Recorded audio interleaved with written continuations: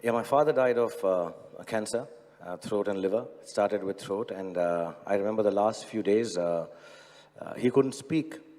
So we used to play dumb charades, and we used to kind of, he used to write stuff, then he couldn't write stuff, so he would say, call, little, and then brother or sister. So I remember this was at All India Institute of Medical Sciences, Safdarjung Hospital. And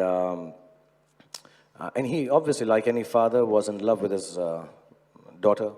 And she was very beautiful. Everyone used to think she looked like Jane Fonda. Meri puri family bahut sundar hai.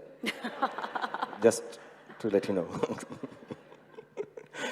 So she was extremely beautiful. And when my father died, I remember he was getting well. Then I went to the hospital one night and he was dead and cold. His feet were very cold.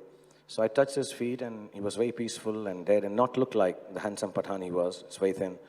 And I had never driven a car. I was 15 and I remember my mom and me sat in the car to get back home. Our driver, who had waited all night, couldn't wait any longer, had left the car abandoned in front of the main road.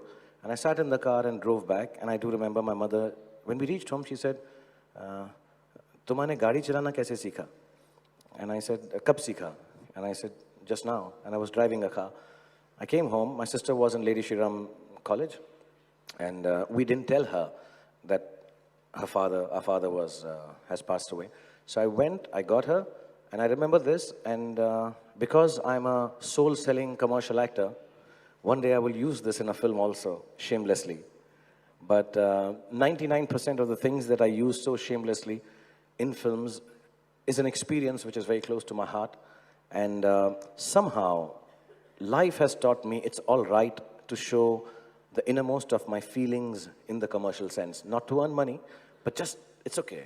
It's one life. So I will use this. I remember my sister standing in front of my father's Parthiv Sharir bolte na Hindi mein, dead body, and she just looked. She didn't cry. She didn't say anything. She just fell.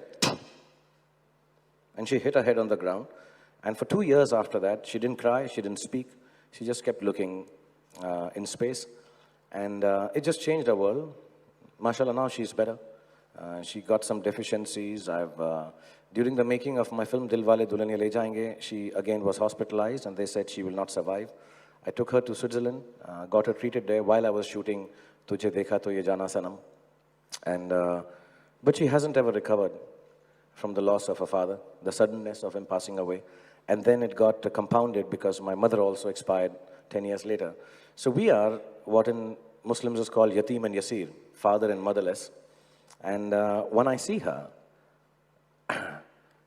especially the time period from my father's death to my mother's death, she was highly qualified. She has done MA LLB, very intelligent, like my parents wanted her to be. But she could not face the reality of losing her parents. And I somehow developed this sense of detachment, this sense of false bravado, which I show in public, a sense of humor, and a lot of things that I do which people think is flamboyant and very Bollywood-like, to cover up this sadness affecting my life and me becoming like my sister. I love my sister how she is. She's a much better person than I can ever be. I think she's a child of God and very naive and innocent. My kids love her more than they love me and my wife. And I'm very glad she's a part of our lives like this. But I don't have the guts to be so simple, so hurt, so disturbed. So a part of me keeps on working round the clock, keeps on being happy in spite of things which are said about me, or make a joke about things that I do, but still keep doing them. Because if I did not do it, I think I would be in the same state of potassium deficiency and depression. So to avoid depression, I act. It's much larger than to earn money or be a big star or do endorsements or dance at weddings, which I joke about.